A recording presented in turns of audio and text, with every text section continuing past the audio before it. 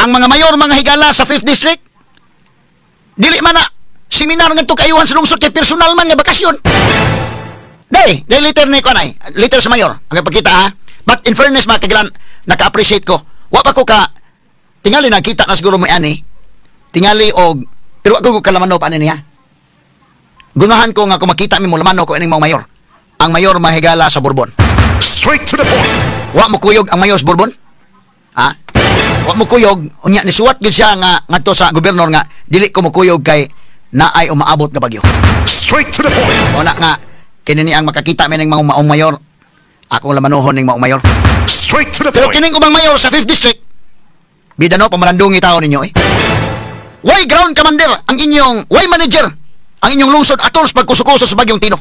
Straight to the point. Ang resulta, Doc Frasco, good morning. Di man malikayan go, Doc, nga matud pa sa among nakuhang report, imong gipangdaning mga mayor dito sa London o sa UK.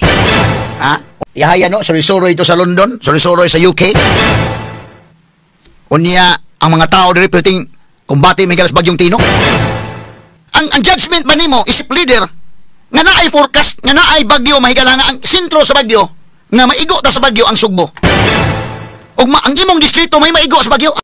Unya kini Doc Frasco mo sa baan mo guni kayo na mo papapil pag may mahigala mo nang hala ka bitong linog dito mahigala sa northern part of Cebu. Dili to yan district para kasaba kasi ana. Karon imong distrito ni wagi ka mo saba-saba. Ha? Usa mo saba-saba may guwa man din